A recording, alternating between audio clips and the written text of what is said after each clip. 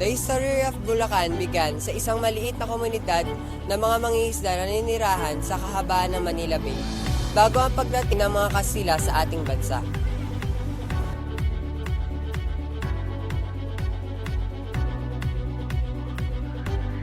Ang Bulacan ay isa sa mga 8 probinsya na niralahok sa Katipunan na napaglaban sa mga Kastila. Kilala din ito bilang tirahan ng mga bayani at tanyag na propagandista na si Marcelo H. del Pilar. Ang sikat na kababaihan na Malolos na mga tanyag na pintor at iba pa.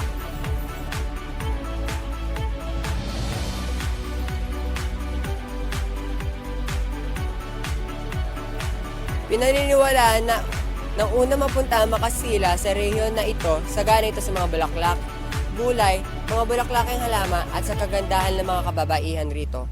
Kaya ang rehiyon na ito ay tinawag na Bulacan na mula sa pinaikling salita na bulaklakan. Magandang araw sa inyo mga kababayan. Ako si Jace de Guzman At ako po si David Tuban. ating alamin ang mga kwentong masaysayan sa likod ng mga pasyalan dito sa Bulacan. At ating tatalakayin mula sa bilang 10 hanggang sa pinakasikat at pinakamakasaysayan lugar dito sa probinsya ng Bulacan. Tara na at ating kilalanin pa ang ating probinsya. At ito ang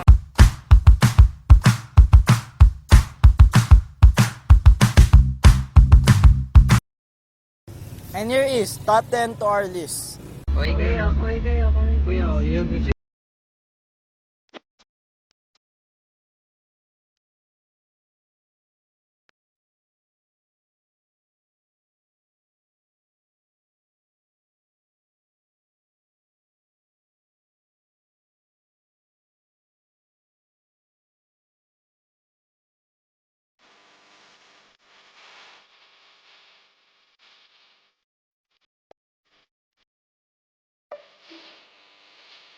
Here we are, 10 to our list. Grotto of Our Lady of Lourdes in San Jose, Bulacan.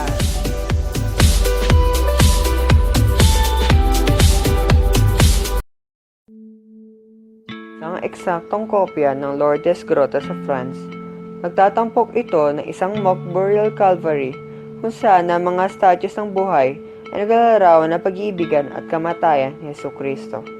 Ang grotto na ito ay umaakit ng malalaking madla sa panahon ng Lenten. Ang isang maliit na spring lures, ang tapat na naniniwala na ang tubig mula dito ay nagpapagaling ng mga sakit at nagbibigay ng mga petisyon ng mga miinom nito. Ang pribadong pag-aari ay inagurahan noong Pebrero 11, 1965. Nagpasya si Anita Giodet Guanzon na itayo ang grotto bilang isang pasasalamat matapos siyang gumaling sa kanser sa kanyang pagbabalik mula sa isang paglalakbay sa Lourdes, France noong 1961. Ang ilang mga deboto ay umiinom ng tubig, ang iba naman ay maligo. Ang iba pa ay nalalapat ito tulad ng balsamo upang pagalingin ang mga sugat, pinsala at iba pang karamdaman. Ang feast ng Our Lady of Lourdes ay gumugunita sa mga parasyon ng mahal na Birheng Maria sa isang mambubukid na batang babae sa lalawigan ng Lourdes, France noong 1858. Nagpakita ang mahal na Birhen ng 18 beses kay Bernadette Soberus. Ang unang aparasyon ay noong Pebrero 11 sa yungib ng Massabielle sa lalawigan, habang nangongolekta ng panggatong si Bernadette kasama ang kanyang kapatid na babae at isang kaibigan. Inilarawan niya ang aparasyon bilang isang batang babae na may rosaryo sa kanyang braso, na may suot na puting damit at puting belo, na mayroong dilaw na rosa sa paa nito at rosary sa kanyang kamay. Sa ika-18 o huling aparasyon noong Hulyo 16, ang kapistahan ng Our Lady of Mount Carmel, nagpakilala ang mahal na Birhen sa mga salitang, "Ako ang The Immaculate Conception."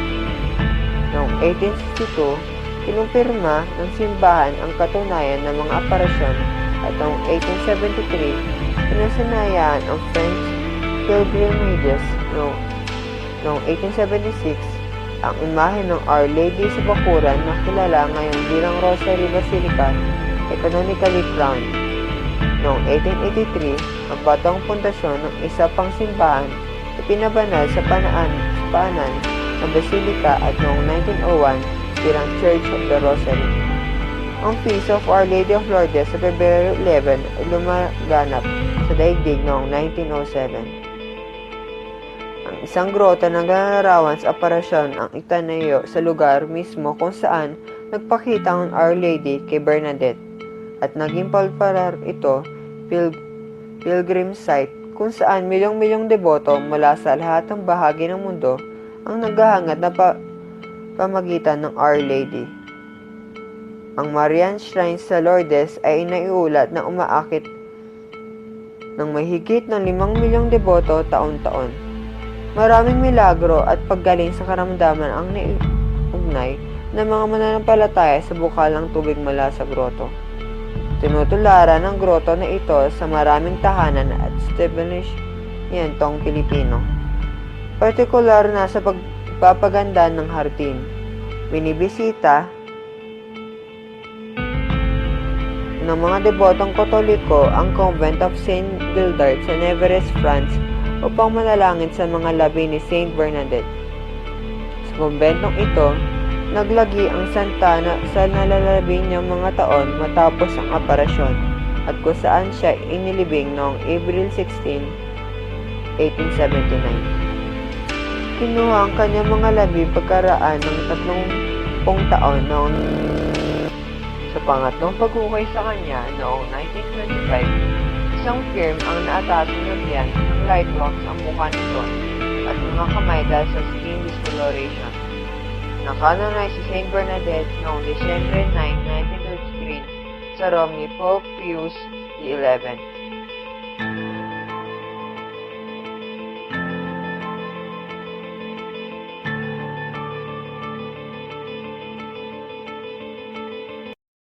Here is top 9 to our list.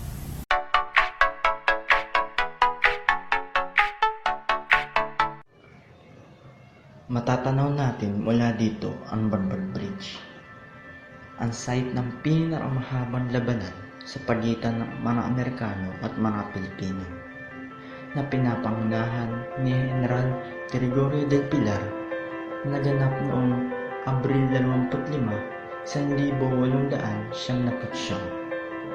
Ang tulay na nakatayo ngayon ay nagsisilbing paalala ng lakas ng loob na ipinakita ng Pilipino na nagtagumpay laban sa mga perang Amerikano, ngunit ang kalahati ng tulay ay gumuho nang dahil sa katandaan ng tulay at ang mga iba't ibang saruna gaya na lang ng lindol.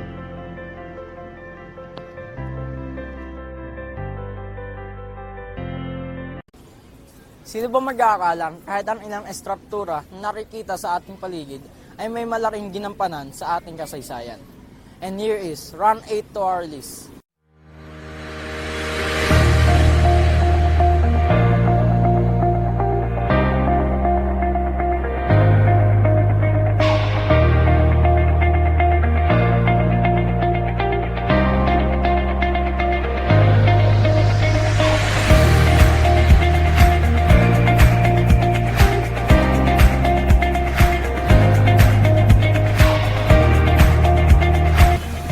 Here we are in Santa Maria, La Immaculada Concepcion Church, o kilala din sa tawag na La Purísima Concepcion Church o Santa Maria Church.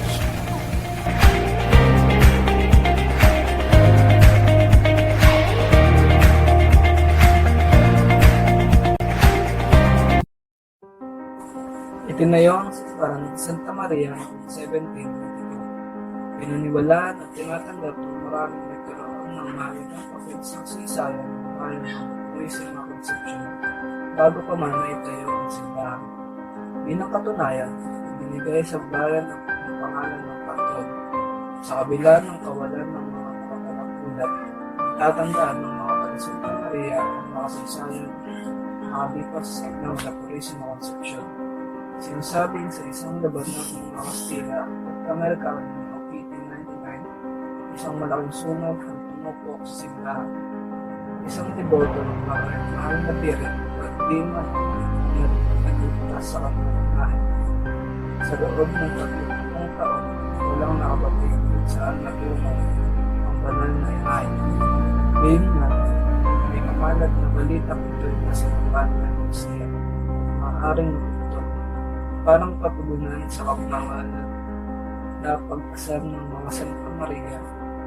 Nabalik ang imahen ng Lapurismo sa mga taong 1997. Maraming ulo ng pagpamatubay ang Lapurismo Conception sa bayan Santa Maria. Ang mga kapitan. Niligtas nito ang mga makakita sa kapitan ng isang pinsay ng tangkang sa kupit ng pagkakatan ng bayan ng Manangan ng Kastila. Nitong damos ay isang malakihang pagkakita sa kapitalismo ang napigil.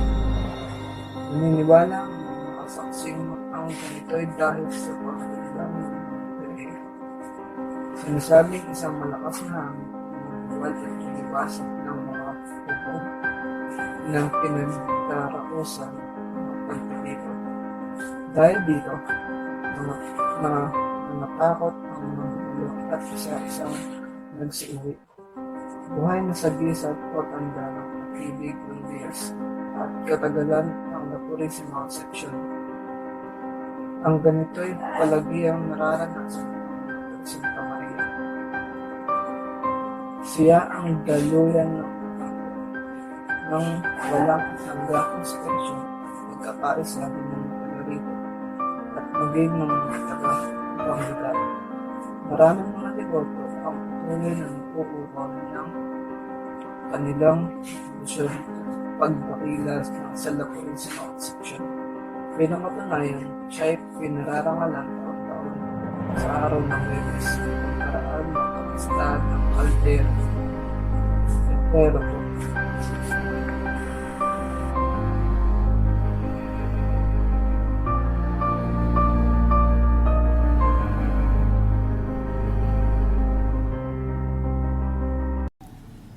Katapos natin makita ang kagandahan ng La Purisima Concepcion, let's move on to number 7 to our list.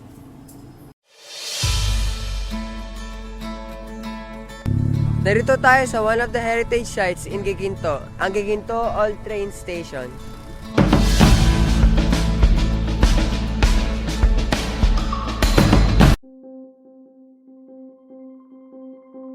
Ngayon, noong 1896, ang Estasyon de Giginto o Giginto Train Station na nabibilang sa Manila Dagupan Train Station.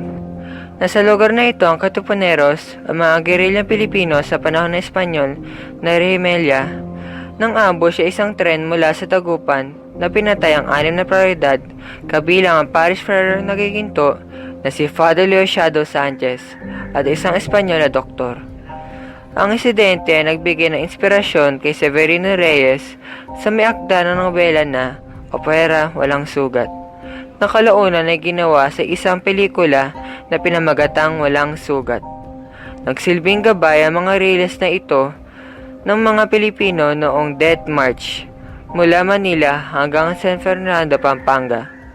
Tuluyang nasara ang Manila Dagupan Train Station noong 1988. Sa paglipas ng panahon, ang tanging maliit na gusali na lamang ng istasyon ng tren ang makikita.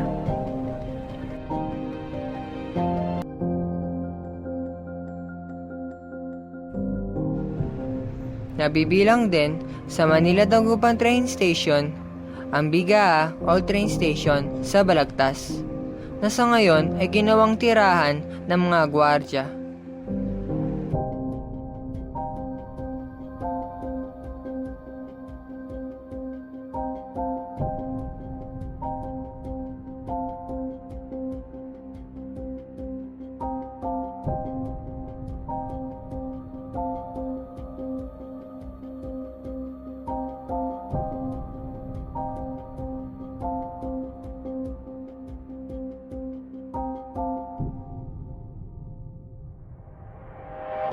Here are rank 6 to our list.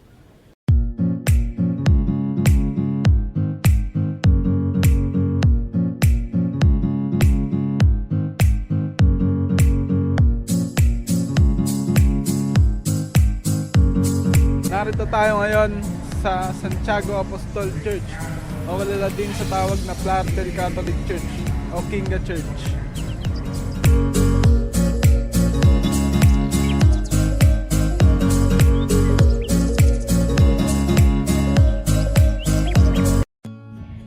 Ang Cardel Catholic Church ay itinayo bilang isang bistas o malolos noong 1581. Si Fray Mateo Mendoza Osa ang nagpangasiwa ng Malolos Conference na nagsimula ng Christianization of Encomienda dito, Iginga.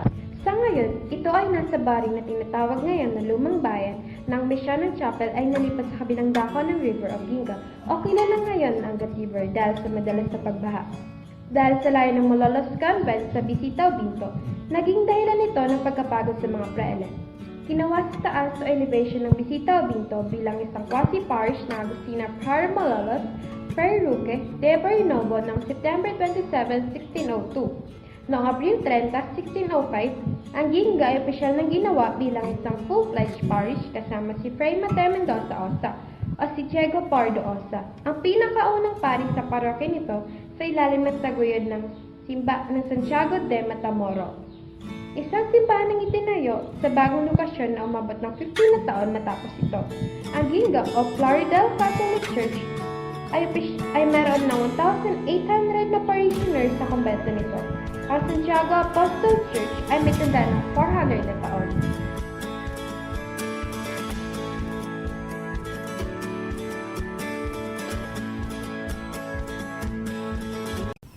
Up next sa ating listahan is number 5.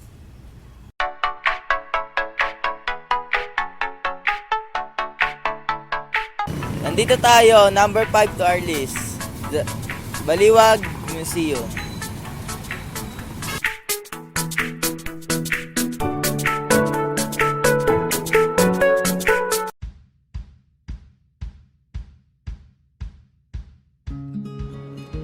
Ang Baliwag Museum at Library o Museo ng Baliwag, sentro ng kalingan sa kasaysayan ng Baliwag, dating kilala bilang Lumang Munisipyo o Old Municipal Building, ay sentro ng bayan para sa makasaysayang at kultura na pamana.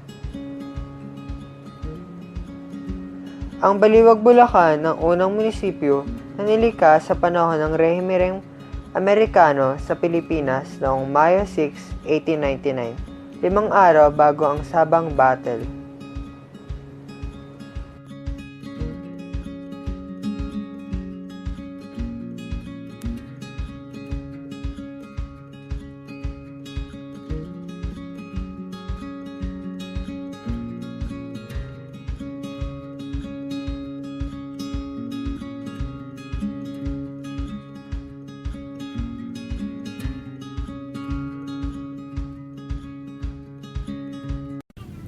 Next to our list, number 4.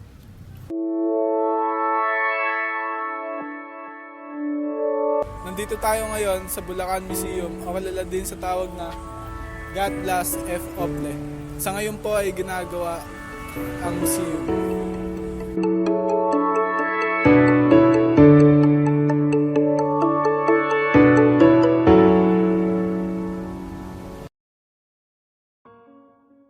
Ang Bulacan Museum ay nagpapakita ng mga geological, archaeological, makasaysayan at ethnographical at na materyales na may kaugnay sa lalawigan. Ipinapakita rin sa museo ang artistikong at pampanitikan na gawa at musical compositions ng mga kilalang mamamayan at pambansang bayani mula sa probinsya.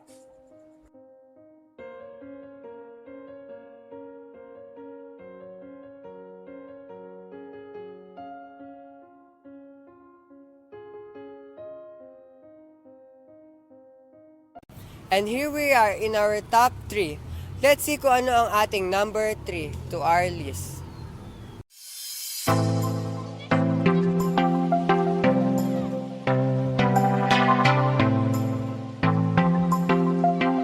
Nandito tayo ngayon sa shrine ng kilala na tanyag na propagandistang si Marcelo H. Del Pilar.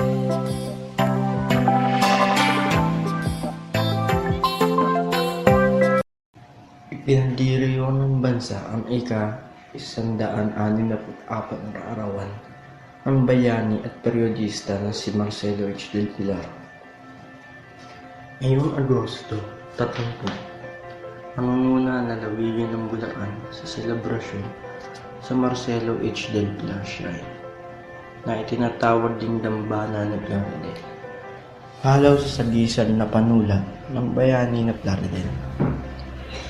Isang special non-working holiday ang araw na ito sa lalawigan. Mandara o sa mga seremonya na pinagbibilangan ng pag-aalay ng bulaklak sa kanyang bantayog, manatalumpati, lektura at exhibit na lalahukan ng mga kinatawa ng mga sektor mula sa gobyerno, kalakalan, paaralan, kabataan at turismo. Ang dambana sa Sitio Kupang sa Barangay San Nicolas, Bulacan na idineklarang isang historical landmark ay lugar kung saan isinilang si Del Pilar. Noong 1850, nakalibing ang kanyang mga labi sa ilalim ng kanyang higanting bantayo na nasa tabi ng isang batong naglalarawan ng kanyang buhay, mga ideal at pagkakabayani. Nakadisplay din sa museo ang kopya ng kanyang malatahalain at ang prominente sa mga iyon ay ang La Solidaridad, ang pro-reform na pahayagan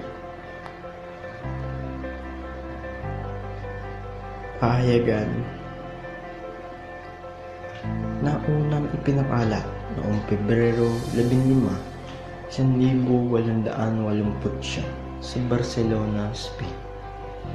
Maraming periodistang Pilipino ang ginagabayan ng mga ideal at prinsipyo ng Del Pilar na buong buhay na nagsulong ng kalayaan ng isipan at opinyon. Ang Samahang Plaridel ay isang kilusan ng mga periodista at komunikador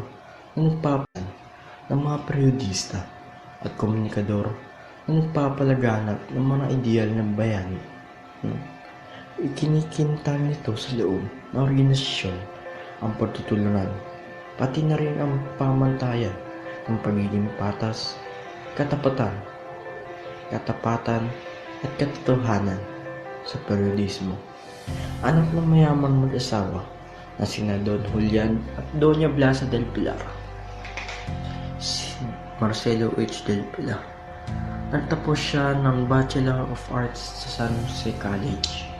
Nag-aral ng law sa University of Santo Tomas hanggang 1875 at sa Quiapo 1878 to 1879. Noong Pebrero 1878, ikinasal siya kay Marciana sa Tondo at 7 ang kanilang supli. Noong 1880 naman, ay tinamo niya ang kanyang Bachelor of Law sa UST at ang trabaho sa Real Audiencia de Manila. Itinatag niya noong 1882 ang Diaryong Tagalog, ang unang bilingual na pahayagan. Isinulong niya ang mga reforma noong panahon ng Kastila sa pamamagitan ng kanyang mga katha sa paglilimbag ng mga pahayagan na naghahanad ng kalayaan para sa mga Pilipino. Ang kanyang partisipasyon sa gobyerno at representasyon sa Espanya, nagpunta siya sa Barcelona, Spain dahil sa tensyong niyan at ang mga praile. Manib siya sa isang kilusan ng mga pinapatapong mga Pilipino na kabilang si Dr. Jose P. Rizal at Graciano Lopez Haina. Ang kanyang pinalitan na pinpatlugutan ang La Solidaridad. Namatay si Marcelo H. del Pilar noong Hulyo 4, 1896. Isang buwan bago ang sigaw ng Pugid Lawin na nagbigay ng hudyat ang pagsisimula ng himagsikan sa Pilipinas.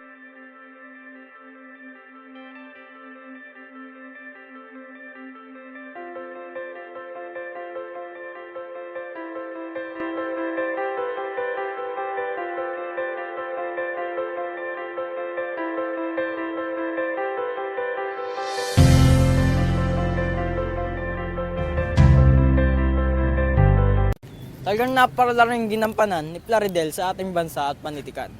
So, let's move on straight into the last number of our list, number 2.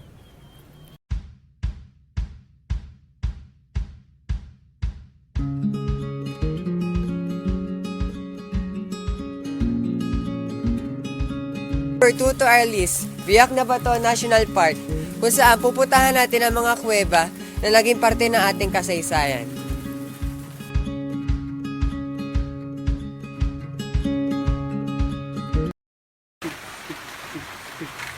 Nasa. Kaway.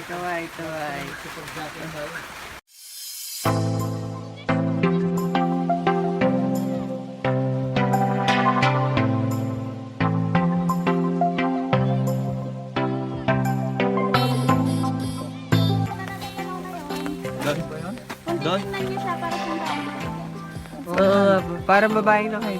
Ano yan? Yung Mount Susunod.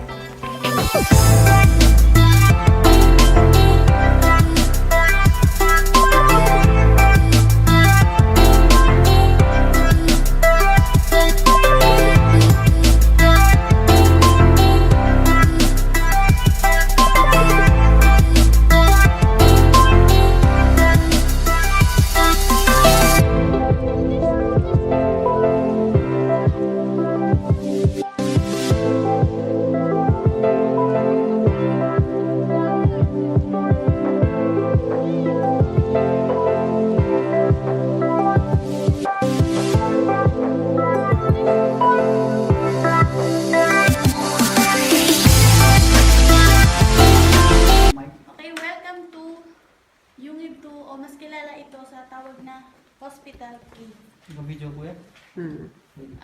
Ito yung nagsilbing pinaka-hospital ng mga Katipunero noong panahon ng Himagsikan. Ang nag-isang nurse na tumulong sa kanila upang makasurvive sa Himagsikan ay si Dr. Trinidad Texon. Siya yung founder ng Red Cross. Sa lahat ng cave na papasukin natin, kung mapapansin nyo, ito yung pinaka-flat sa loob. Ito yung pinaka-occupied ng maging hospital nila kasi dito nila hinihiga yung mga Katipunerong sugatan na nasugatan sa pakikipaglaban.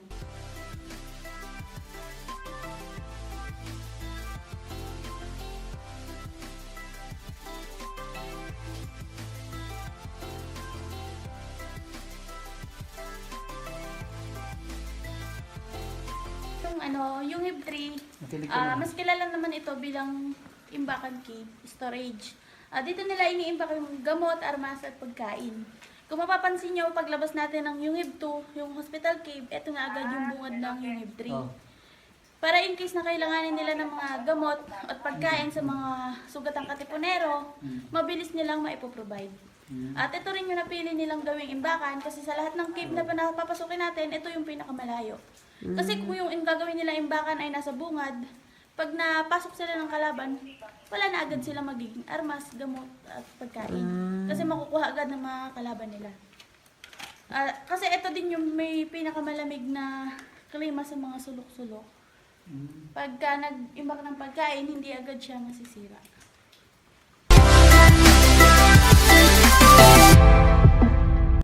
Pero pagpasok natin, cave yun.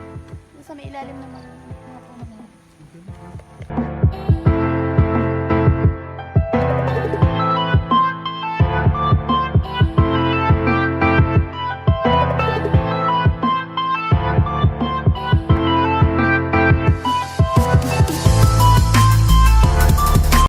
Reception and meeting place or tanggapan for the Katipuneros during the Philippine Revolution and later for World War II guerrillas as they sought refuge in this forest fortress. The revolutionaries left behind remnants of war including bones of humans and animals. Ito yung Tanggapan Cave. Dito sila nagpaparami. Dito nila tinatanggap yung mga sumasapi sa Katipunan. Halimbawa, sa triangulong na to, sa taas ay si Pedro. Sa magkabila ay si Diego at si Juan. Si Pedro, nirecruit niya si Diego at si Juan pero hindi sila magkakilala. Tapos si Diego at si Juan, kailangan din nila mag-recruit ng tig-dalawang Networking. sasapi sa Katipunero. Ngayon yung re-recruitin nila, Paramedic ka mo. kailangan hindi rin sila magkakilala. Ngayon, pagpasok din sa entrance na yan, halimbawa may mga Katipunero dito, sisigaw sila ng bayani. Kailangan maisagot ng mga nirecruit na yun ay Rizal. Kasi, Password, no? opo, parang password po sa ngayon sa atin, pero dati po ang tawag nila ay usal salita. Yung pong halimbawa nga po, isinigaw nila ay Rizal, ay bayani, kailangan po maisagot nung nirecruit na yun ay Rizal. Kasi kung hindi po niya maisasabi yung Rizal, ibig sabihin po, espiya siya. Oo. Dalawa lang po ang pwede niya kapuntahan. Papatay. Pwede po siyang pugutan ng ulo o ipatapon sa malayong lugar. Doon po kasi sa Rizal, yun po yung pinakamataas na antas kasi sa bayani, si Rizal po. Pag yun po yung hindi niya nasambit, na banggit yung usal salita, paputulan po siya ng ulo. Tapos yung naman pong pangalawa, yung tatlong pari po, si Gomez, Burgos at Zamora, Katipon po yun. Tapos yung pangatlo po, anak ng bayan, Kawal. Bali, tatlo po yung usal salita.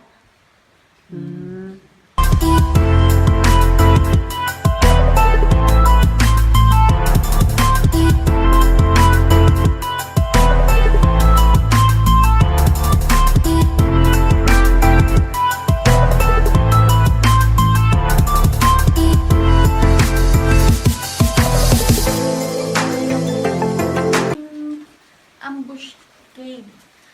Yung mga Katipunero, nakapili sila ng isang Katipunero na mabilis tumakbo. So, umpisa doon sa may pinagparkingan natin ng sasakyan, magpapahabol siya sa mga Kastila, sa ilog dadaan, papasok dito. Ngayon, yung mga Kastila, mga Katipunero naman na iba ay nasa loob na nag-aabang ng mga Kastilang papasok. May paraan sila para malaman kung pumasok sa kuweba na to ay Kastila o Katipunero. Pag kinapa nila yung paa at naka-boots yung mga pumasok, ibig sabihin mga Kastila yon kalaban. Pag naman yung mga nakapaa lang po, kasi nung panahon po na yun, hindi po uso yung tsinelas. Meron man po yung bakihan lang yung gawa sa kahoy. Mga ganun lang po yung sinusuot nila. Tapos pagka po nakapaa yung pumasok, ibig sabihin po, Katipunero. Pagka po ang nakapa nila ay nakaboots yung suot, doon na po nila umpisahan yung pag-ambush, yung paghihimagsik po ng mga Katipunero. Kasi kung sa labas po ng kuweba sila makikipaglaban, hindi po nila kakayanin kasi ang gamit lang po nila ay itak sa mga sibat. Sa dilim po ng kuweba na to sa loob, hindi po maiiwasan na Katipunero sa Katipunero ay nagpapatayan. Kasi po, madilim nga po, tapos nag-aano na sila sa loob, naglalaban na sila, hindi na po may iwasan yun. Kaya, nihiling ko po sa inyo na wala pong maingay pagpasok natin, kasi sa loob po sobrang dilim niya. Kasi paparanas ko po sa inyo yung nakakabinging katahimikan sa loob, tapos nanghingi po ako na isang magdadasal. Para po sa mga Katipunerong nahimlay dito na nagbuwis ng buhay para sa kalayaan natin at tamasan natin.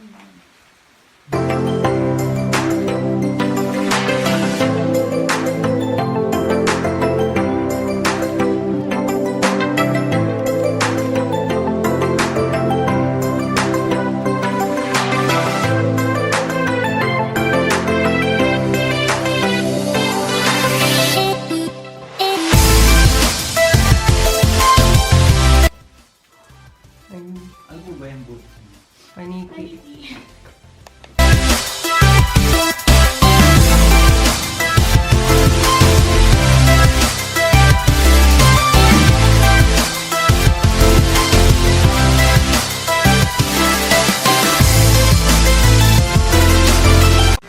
Cave na to, naganap yung kasubuan sa pamamagitan ng mga Kastila at ng Katipunero.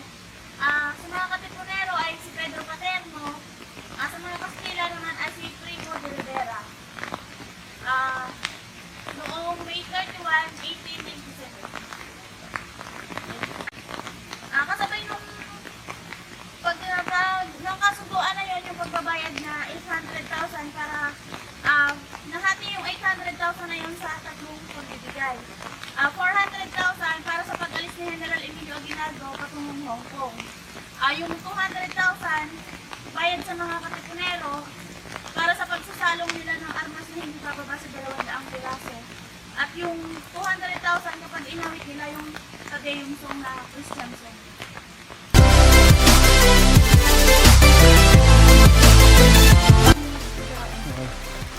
Ito po yung mural ni Aguinaldo.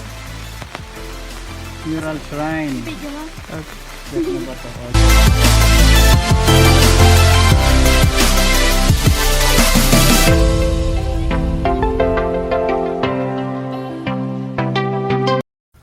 Let's have a recap from top 10 to 2.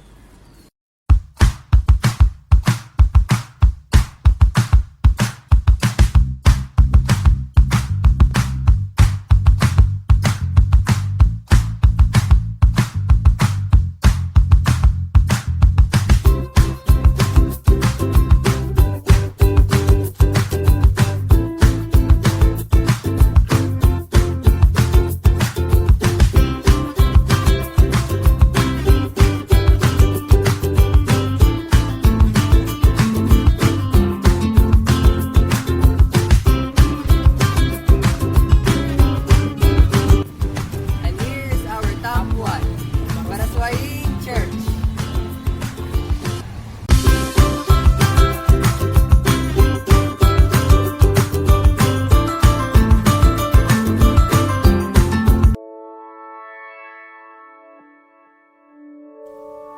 Ang simbahan ng Brasoin, ang pinakakilalang istruktura na nagkaroon ng malaking bagay sa ating kasaysayan. Idinaos dito ang Kongresong Panghimagsikan na binuksan sa pamamagitan ng isang pambansang konbensyon noong Setyembre 15, 1898. Ang isa sa pinakamalagang na isabatas ng Kongresong ito ay ang pagpapatibay noong Setyembre 29, 1898 ng Act of Declaration of Independence na una nang ipinroklama noong Hunyo 12, 1898. Simbahan ding ito binalangkas ang Malolos Constitution. Noong Enero 23, 1899, pinasinayaan ang Republika ng Pilipinas at tinumpa si General Emilio Aguinaldo bilang Pangulo. Sa bisa ng isang kautusan ng Kongreso, itinatag ang Universidad Literaria y Científica de Filipinas noong Oktubre 19, 1898 sa kumbento ng simbahang ito. Ang simbahan ng Brasoin ay isa sa mga nailambag sa likod ng 10 peso bill.